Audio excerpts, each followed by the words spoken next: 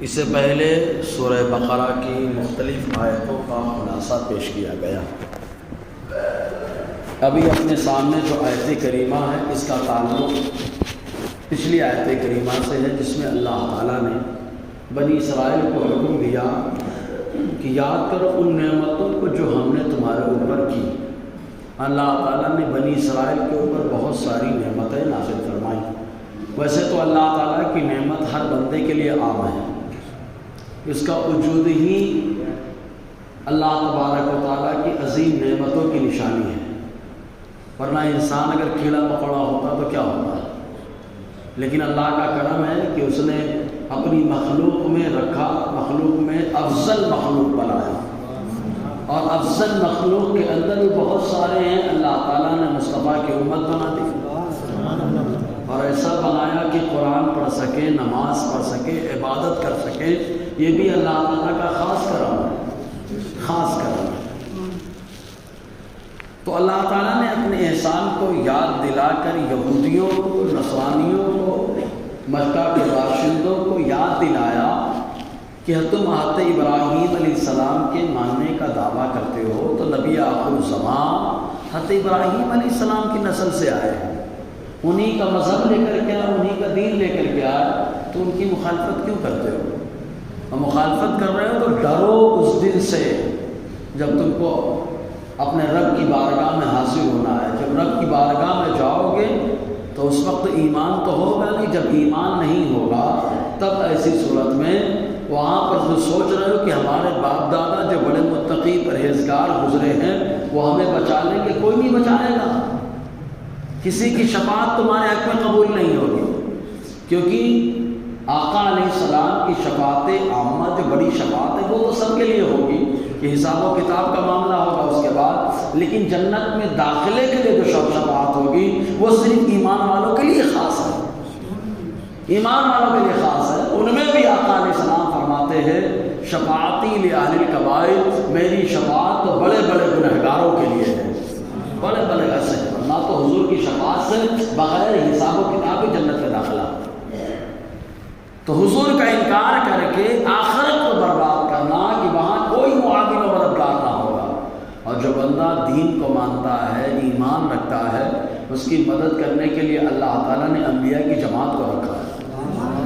انبیاء کرام شفاعت کریں گے، اللہ تبارک و تعالیٰ نے شفاعت کرنے والوں میں اولیاء کو رکھا ہے، حدیثیں موجود ہیں، علماء شفاعت کریں گے، شہداء شفاعت کریں گے، حتیٰ کہ یہاں تک حدیث میں آ گیا کہ آقا علیہ السلام نے فرمایا اگر کسی نے کسی نیک بندے کو وضو کرایا تو وہ بھی کہے گا اکیلے کیوں جنت میں جا رہے ہو، مجھے بھی لے کے چلو، میں نے تو تم کو وضو کرایا تھا، میں نے تو تم کو وضو کرایا تھا۔ اب وہاں پہ وضو کرانا یاد کرائے گا کہ میں نے وضو کرایا تھا، میں نے پانی پلایا تھا، میں نے کھانا کھلایا تھا، میں نے چائے پلائی تھی، وہاں پہ بندہ یاد کرائے گا۔ یہ اللہ تبارک و تعالیٰ کی رحمت ہے بندوں کے لیے خاص، کہ خود تو جنت میں جا رہا ہے اور اپنے بھائی کو بھی لے کر کے جا رہا ہے۔ ورنہ آدمی جب کہیں اعلیٰ مقام میں جاتا ہے تو سوچتا کون میرے لیول کا ہے اور میرے برابری کر رہا ہے، لیکن وہاں اللہ کے نیک بندے خود تو اعلیٰ ہوتے ہیں اور اپنے ساتھیوں کو بھی اعلیٰ مقام پر بھی لے کر کے جاتے ہیں۔ لیکن یہود و نصارہ جنہوں نے حضور کا انکار کر دیا تو اللہ تعالیٰ فرماتا ہے ان کا کوئی معاون مددگار نہیں ہوگا۔ اللہ تعالیٰ فرماتا ہے وَاتَّقُوا يَوْمًا لَا تَجْزِي نَفْسٌ عَن نَفْسٍ شَيْئًا، ڈرو اس دن سے جب ایک جان دوسرے جان کا کوئی بدلہ نہ دے سکے۔ ایک جان، ایمان والی جان، کافر جان کے لیے کوئی بدلہ نہیں دے سکے کہ اگر ایمان والے سوچے بھی کافر کو لے کے جائیں تو نہیں رے بابا نہیں جائے گا کافر، اب وہ چاہے کافر منافق ہو، چاہے کافر مرتد ہو، چاہے کافر اصلی ہو، کوئی کسی کا بدلہ نہیں بنے گا۔ میں تمہاری جگہ جاؤں تو اپنے یہاں تو ذاتو بدلی چل رہا ہے نا، میں تمہاری جگہ چلا کے آ رہا، میں بدلی کر کے آ رہا، تو وہاں پہ آخرت میں بدلی ذاتو نہیں چلیے کہ میں تمہاری جگہ میں تھوڑے دن کے لیے جنت میں چلا جاتا، تم جا کے جہنم میں جھیل لو، تھوڑے دن کے بعد میں نکل کے آؤں گا، میں جہنم میں ہوگا، تم جنت میں چلے جانا، وہاں پہ سب نہیں چلے گا۔ ایک جان دوسری جان کا کچھ بدلہ نہ بنے گی۔ ولا يقبل منها عدل، اور نہ ہی کوئی عدل لے دے کے معاملہ قبول کیا جائے گا، نہ ختم۔ دنیا تھوڑا نہیں ہے کہ دے کے معاملہ حل ہو جائے، وہاں تو انصاف ہوگا، اور انصاف کرنے والا پروردگار عالم ہے، اس کا انصاف اللہ کا، اس سے بڑا کوئی منصف نہیں، اور اس کے انصاف کا تقاضا کرنا ہے تو مصطفیٰ کی زندگی دیکھو، حضور نے جتنے بھی فیصلے کیے ہیں اعلیٰ فیصلے کیے، فیصلے کی مثال عام ہے، اور آقا علیہ السلام نے خود صحابہ کو ذہن دیا کہ فیصلہ کرنا تو دنیاوی اعتبار سے مت کرنا، فیصلہ کرنا تو قرآن سے کرنا، اگر قرآن نہ ملے تو حدیث سے کر لینا، اگر وہ بھی نہ پانا تو ایسی صورت میں سنت و فقہ اور اولیاء وغیرہ کا طریقہ دیکھ لینا، آسان لفظوں میں کہے کہ فیصلہ شریعت کی روشنی میں کرنا، تو وہاں کوئی عدل قبول نہیں، ولا تنفع شفاعت، اور وہاں کوئی شفاعت بھی نہیں ہوگی کافر کے لیے سوائے شفاعت کبریٰ کا۔ پہلی شفاعت جب بھاگے بھاگے پھر رہے ہوں گے، حساب و کتاب دے لے، چھٹی پالے، ادھر بھاگنا ادھر بھاگنا، وہاں پر وہ لوگ ہوں گے جو بولتے تھے ہم کسی نبی کے پاس نہیں جاتے، ہم کسی ولی کے پاس نہیں جاتے، ان کو بھی اللہ تبارک و تعالیٰ 1.25 لاکھ انبیاء کرام کی بارگاہ میں پہنچائے، بہت پہلے وہاں ہوگا کیا، بہت انکار کرتے تھے ہم نہیں جائیں گے کسی کے پاس، ہم ڈائریکٹ والے ہیں، میرا نام مولا کہہ کے چل پہلے 1.25 لاکھ انبیاء کے پاس جاؤ، ان سے مانگ، اس کے بعد وہ بتائیں گے کہ کہاں جانا ہے، وہ بتائیں گے ایک در ہے بخدا، خدا کا یہی ہے در، نہیں اور کوئی مقر جو وہاں سے ہو یہیں آ کے ہو، جو یہاں نہیں تو وہاں نہیں، دوڑ کے آقا کی بارگاہ میں پھر آئیں گے، بڑی انکار کرتے تھے نہیں جانے کا، نہیں جانے کا، اللہ فرماتا ہے جانے کا، جانے کا، اذهبوا الى غیری، خالی مصطفیٰ کہیں گے دوسرے کے پاس مت جاؤ، چلے آؤ میرے پاس، چلے آؤ میرے پاس، حالانکہ مصطفیٰ کہتے تھے ڈائریکٹ اللہ سے لے، دنیا میں بہت ڈائریکٹ مانگ رہا تھا، آج میری شفاعت کی ضرورت پڑ گئی تو کیا سمجھے گی نہیں، تو حضور صلی اللہ علیہ وسلم وہاں پر وہ شفاعت ہوگی، بڑی شفاعت کبریٰ، تو حضور اللہ تعالیٰ کو منا کر کے اللہ تعالیٰ کی بارگاہ میں سجدہ ریز ہوں گے، تو اللہ تعالیٰ کہے گا محبوب سر اٹھاؤ، مانگو، جو مانگو وہ دیا جائے گا، اشفاعت و شفاعت کرو قبول کی جائے گی، تب حضور صلی اللہ علیہ وسلم کا عرض کریں گے مولا حساب کتاب کا معاملہ کلیئر کیجیے، یہی خالی شفاعت ہوگی، حساب کتاب کی فرمائش، دیکھو یہاں پر بھی ڈائریکٹ نہیں گئے، دنیا میں بغیر ڈائریکٹ والے رہے، لیکن وہاں ڈائریکٹ نہیں انڈائریکٹ، مصطفیٰ نے وسیلہ لگایا، سفارش کی، تو ہمارا حساب و کتاب بھی آخرت میں ہو رہا ہے، بغیر وسیلے کے حساب و کتاب آخرت میں کوئی پوچھتا بھی نہیں ہے، کوئی پوچھے گا بھی نہیں، بھاگتے رہو ادھر سے ادھر، لیکن مصطفیٰ کا وسیلہ لگے گا، حساب و کتاب بھی ہو جائے گا، جی۔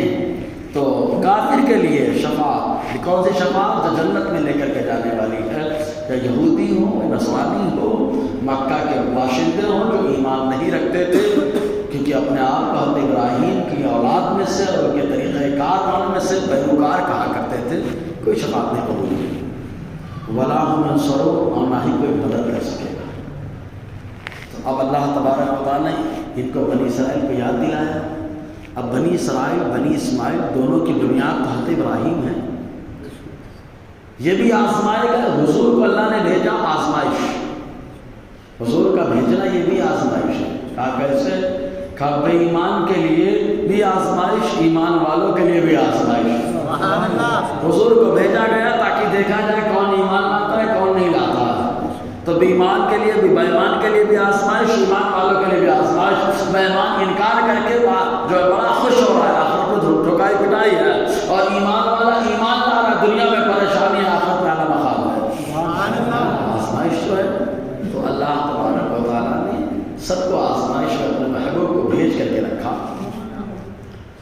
تو آزمائش میں ہر کوئی نہیں کامیاب ہوتا ہے، آزمائش میں وہ کامیاب ہوتا ہے جو حضرت ابراہیم علیہ السلام کے طریقے میں ہوتا ہے، تو اللہ تعالیٰ نے فوراً حضرت ابراہیم کی آزمائش کا ذکر کیا، حضرت ابراہیم کو کوئی معمولی چیز سے نہیں آزمایا گیا تھا، بڑی بڑی چیزوں سے آزمایا گیا، بڑی چیزوں سے، بچپن ہی میں بابل کی سرزمین، عراق کا علاقہ، بابل کی سرزمین پتھروں کے بنے ہوئے مجسموں پر توڑ ڈالا۔ جب توڑ ڈالا تو لوگوں نے کہا کہ ابراہیم نے کیا ہوگا۔ ہم لوگ ہوتے تو بڑے اکیلا میں کیا کر سکتا، لیکن یہ اکیلا پوری دنیا کو جو ہلائے اسے خلیل کہا جاتا ہے۔ اکیلا پوری دنیا کو ہلائے، ماحول کو ہلا دے، اسے خلیل کہا جاتا ہے۔ اور ہلا کر کے پوری دنیا میں انقلاب برپا کر دے، اسے اللہ کا حبیب کہا جاتا ہے۔ سمجھے نا؟ تو ابراہیم نے توڑ ڈالا۔ جب وہ آئے تو آنے کے بعد کہا نہیں ابراہیم نے کیا ہوگا، تو ایک گھور کھودا گیا، کہا الاؤ لگایا گیا، آگ میں ڈال دیا جائے۔ ہم لوگ ہوتے نہیں بابا وہ نہیں کروں گا، چھوڑ دو، یہ کرو وہ کرو، ہاتھ بننا یہ کرنا، لیکن ابراہیم جانتے ہیں جس کے لیے توڑا ہے وہ اپنی ذات یا اپنے لیے نہیں توڑا ہے، ہم نے توڑا ہے تو خدا کے لیے توڑا ہے۔ تو جس خدا کے لیے توڑا ہے اس نے ساری کائنات کو بنایا، اسی نے آگ کو بھی بنایا۔ اس کو معلوم ہے اس نے مجھے بھیجا جس چیز کو توڑنے کے لیے، تو وہ جانتا ہے کہ آگ کو گلزار کیسے بنانا۔ تو پہلی آزمائش تو یہ تھی۔ دوسری آزمائش بابل سے مل کے شام کا جانا، اہلیہ کو لے کر کے، حضرت سارہ کو لے کر کے گئے تو راستے میں ظالم بادشاہ، اگر کوئی آدمی اپنی اہلیہ کے ساتھ جائے تو ضبط کر لیتا، چھین لیتا۔ پکڑ لیا بادشاہ کے سپاہیوں نے، کون ہے؟ کہا میری بہن ہے۔ بہن کیسے؟ کہا میں بھی آدم کی اولاد، یہ بھی آدم کی اولاد ہے۔ سمجھ رہے ہیں؟ جس کو لوگ بولتے ہیں اسلامی بہن، سمجھ رہے ہیں؟ انسانی بہن۔ ہمارے یہاں تو عرفاتی بہن ہے نا، عرفاتی بہن بھی ہے، پیر بہن، سمجھے؟ تو محلے کی بہن۔ یاد رکھو کوئی بھی بہن نہ، خالی ایک ہی بہن بے دھڑک بغیر پردے کے آ سکتی ہے، وہ ہے سگی بہن۔ باقی ساری بہنوں سے پردہ، چاہے عرفاتی بہن ہو، چاہے پیر بہن ہو، چاہے محلہ کی بہن ہو، چاہے جیسی بہن ہو، سمجھے نا؟ وہ بری بہن نہ پردہ کرے۔ پکڑ لیا، لے کے گئے، ظالم بادشاہ ہاتھ لگایا۔ تفسیر نعیمی میں لکھا کہ جیسے ہی ہاتھ لگایا ہاتھ شل ہو گیا، بیکار، ہاتھ لگا، معافی مانگنے لگا۔ ہوتا ہے نا ظالموں کا حال ایسے ہی ہوتا ہے، کچھ نالائق ہیں جب خوشحال لیتے ہیں تو بھول جاتے ہیں کہ ہم انسان ہیں، اور جب مصیبت میں آتے ہیں تو احساس ہوتا ہے کہ ہم انسان ہیں۔ کہا معاف کر دو، معاف کر دو۔ حضرت سارہ اتنی حسین و جمیل، حضور نے فرمایا دنیا میں حضرت یوسف علیہ السلام کو خوبصورتی کا آدھا حصہ دیا گیا ہے، اور حضرت یوسف علیہ السلام کو جیسا جمال اللہ نے عطا فرمایا، حضرت سارہ کو ویسی خوبصورتی عطا فرمائی ہے نا۔ تو دعا کر دی حضرت سارہ نے، جیسے دعا کی ہاتھ ٹھیک ہو گیا، پھر نیت خراب، جیسی نیت خراب پھر ہاتھ خراب، پھر دعا پھر ہاتھ صحیح، 2-3 بار ہوا۔ تو بادشاہ جو تھا ظالم، اس نے کہا تم جادوگرنی ہو، تم نے ہاتھ بھی نہیں لگا سکا میں تم کو۔ کہا ایک اور عورت ہے جس کو میں نے آج تک ہاتھ نہیں لگایا، اور جب لگایا تب ہاتھ خراب ہوا، دعا کر دیا ہاتھ صحیح ہو گئی۔ کہا کون ہے؟ کہا لے آؤ، اپنے ساتھ لے کر کے جاؤ۔ کہا کون ہے؟ کہا حاجرہ۔ سبحان اللہ۔ حضرت سارہ آئی اکیلے، لے کے جا رہی حضرت حاجرہ کو ساتھ، ہے نا۔ اللہ نے آزمایا۔ اس کے بعد حضرت سارہ کی خواہش تھی کہ حضرت حاجرہ سے حضور نکاح، حضرت ابراہیم نکاح کر لیں، کیونکہ اولاد نہیں ہے۔ اس آزمائش میں پار ہوئے۔ اس کے بعد جب حضرت حاجرہ سے نکاح کیا، حضرت اسماعیل پیدا ہوئے۔ حضرت سارہ نے کہا نہیں، ان کو میرے یہاں نہیں رکھنا، ان کو نہیں رکھنا۔ اللہ کی بارگاہ میں عرض کے مولا کہاں رکھنا؟ رب نے فرمایا شام میں ہو، وادی غیر ذی زرع بطحا میں رکھنا۔ یہ بھی نہیں کہا مولا وہ تو وہاں پہ کوئی رہتا بھی نہیں، جنگل میں کیا ہوگا؟ لیکن خلیل جانتا ہے جلیل کے حکم کو، خلیل جانتا ہے جلیل اللہ تعالیٰ عظمت والے پروردگار کے حکم کو۔ لائے اپنے بیٹے ابراہیم، حضرت اسماعیل کو حاجرہ کو رکھ دیا، سب آپ نے سنا، رکھ دیا۔ حضرت ابراہیم نے اللہ کے حکم سے وہاں پہ رکھا، دعا کر دی۔ آج پوری دنیا کا مرکز کھانے کا بنا ہوا ہے۔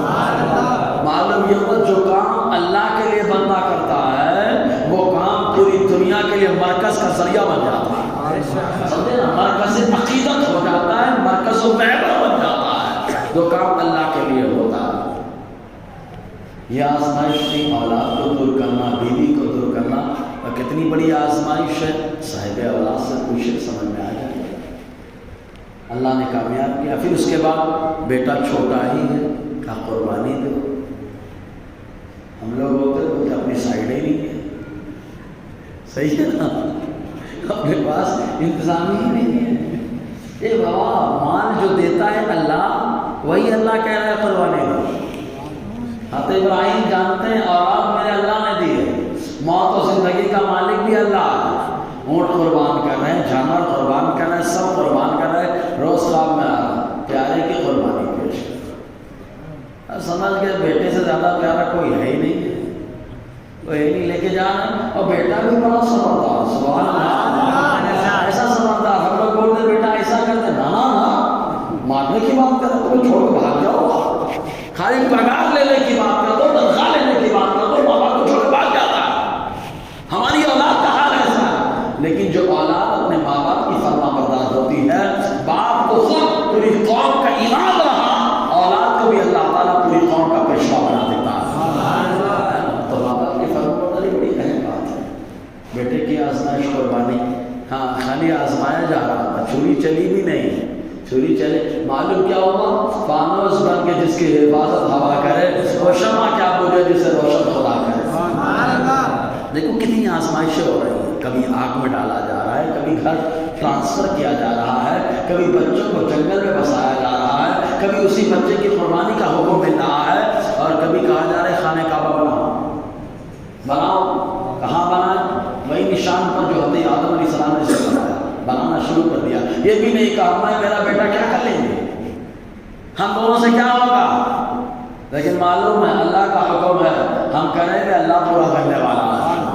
اللہ بنانا شروع کر دیا، اللہ کے حکم سے کر رہے ہیں، تبھی تو جس پتھر پہ پاؤں رکھ دیا عمارت بلند ہو رہی، پتھر بھی بلند ہو رہا ہے، پتھر بھی بڑھ رہا ہے۔ کبھی پتھر بڑھتا ہے نا، پتھر نہیں بڑھتا، لیکن جس پتھر نے نبی کے قدر کو چھو لیا ہے، اللہ تعالیٰ اس سے بڑھنے کی طاقت بھی عطا فرما دیتا ہے۔ جب خلیل کے قدموں میں اتنا پاور ہے تو حبیب کے قدموں کے اتنا پاور ہو گیا۔ اسی لیے مقام ابراہیم جہاں ابراہیم نے قدم رکھا وہ دنیا کے لیے مرکز محبت بن گیا ہے، تو میرے نبی نے غوث پاک کے کندھے میں قدم رکھا۔ سمجھے کہ نہیں آپ؟ ابراہیم قدم رکھیں تو عظمت والا پتھر ہو جائے، مصطفیٰ قدم رکھیں تو عظمت والا ولی اور ولیوں کا ولی ہو جائے۔ سمجھے کہ نہیں آپ؟ جی تو آزمائش پہ آزمائش پہ آزمائش، پھر آزمایا جا رہا ہے۔ بنا لیے ہو، بلاؤ حج کرنے کے لیے، کس کو بلاؤں؟ ارے لوگوں کو بلاؤ، میری آواز نہیں پہنچے گی۔ اللہ فرماتا ہے ابراہیم تمہارا کام بلانا ہے، پہنچانا میرا، پہنچانا میرا کام، حج کروایا جا رہا ہے۔ سمجھے؟ طرح طرح کی آزمائش میرا رب فرماتا ہے آزمایا سب کو گیا ہے۔ وَإِذِ ابْتَلَىٰ إِبْرَاهِيمَ رَبُّهُ بِكَلِمَاتٍ، یاد کرو جب اللہ نے جب آزمایا ابراہیم کو، ابراہیم کے رب نے چند باتوں سے، کتنی باتوں سے؟ چند باتوں سے۔ کتنی باتیں ہو گئی گنی؟ چند باتوں سے آزمایا، تو آزمائش میں کامیاب ہو گئی یا کیا ہوا؟ رب فرماتا ہے فَأَتَمَّهُنَّ، ہم نے آزمایا، آزماش میں میرا خلیل کھڑا اترا، فَأَتَمَّهُنَّ، ان ساری بات کو مکمل کر کے دکھایا، مکمل کر کے ابراہیم نے دکھایا۔ جب مکمل کر دیا، جب امتحان ہوتا ہے، اعلیٰ نمبر آتا ہے، تبھی تو عہدہ ملتا ہے۔ نبی تو پہلے سے ہیں، رسول تو پہلے سے ہیں۔ اب اللہ تعالیٰ کیا فرماتا ہے؟ اے ابراہیم تم آزمائش میں کامیاب ہو گئے، انی جاعلک للناس اماما، اب تم کو سارے انسانوں کے لیے پیشوا بنا رہا ہوں۔ اسی لیے دیکھو یہودی بھی آپ کو اپنا پیشوا مانتے ہیں، نصرانی بھی مانتے ہیں، اور ہم لوگ تو مانتے ہی ہیں، ہے نا؟ عرب والے بھی کہتے تھے کس کی اولاد؟ ابراہیم کی اولاد۔ سمجھے کہ نہیں؟ کا قربانی کا ابراہیم کی سنت، خانہ کعبہ کا حج ابراہیم کی سنت، ختنہ ابراہیم کی سنت، سمجھا نا؟ داڑھی کا سفید ہونا ابراہیم کی سنت،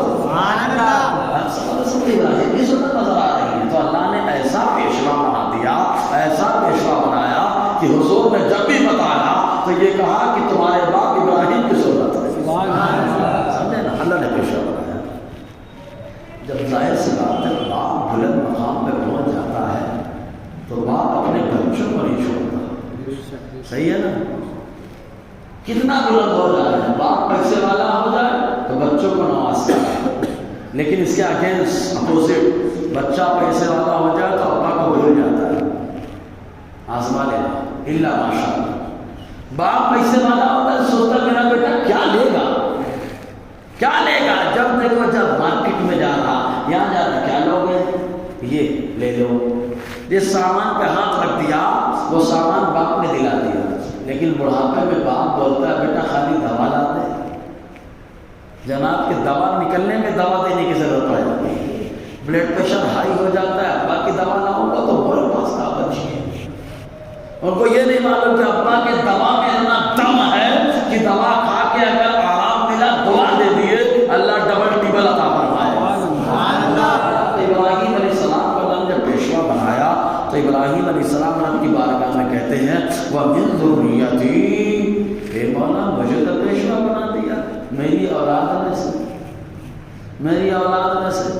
تو اللہ تعالیٰ نے کیا فرمایا, دو طرح کے ہوں گے, کچھ اچھے ہوں گے کچھ ظالم ہوں گے. جو اچھے ہوں گے وہ پیشوا ہوں گے. کون اچھے ہوئے, کہا اسماعیل پیشوا. کون اچھے, آگے قحطان, عدنان, آگے آ جائیے, مضر, نزارے, کنانہ, عبد مناف, ہاشم, عبد المطلب. سب اچھے ہوئے تو سب اعلیٰ ہے, خاندانی اعلیٰ رہا, سردار ہے, سب سردار ہے. سرداروں کے گھروں سے جو پیدا ہوا وہ سرداروں کے سردار بن کر کے پیدا ہوا. حضور نے خود فرمایا کہ دو شاخیں میرے خاندان کی ہمیشہ رہی اور جو افضل شاخ تھی اللہ نے اس شاخ میں مجھے رکھا, افضل شاخ میں رکھا. یہ تو اعلیٰ اچھے لوگوں کا معاملہ تھا, لیکن جو شریر تھے بہت سارے شریر تھے. مکے کے لوگ اپنے آپ کو بولتے تھے یہ میں وہ, لیکن کرتے تھے شاہ. تو رب فرماتا لا ینال احد الظالمین, میرا وعدہ ایسے ظالموں کو نہیں پہنچتا ہے, ایسے ظالموں کو وعدہ نہیں ملے گا. جو ظالم شرارت کریں گے اور محبوب کی عظمت کو نہیں پہچانیں گے, دین کا مذاق اڑائیں گے, ایسے ظالموں کو میرا وعدہ نہیں ملتا ہے. بہرحال انشاءاللہ آگے اور گفتگو رہے گی. اللہ تبارک و تعالی ہم سب کو فیضان قرآن برکات قرآن سے مالا مال فرمائے.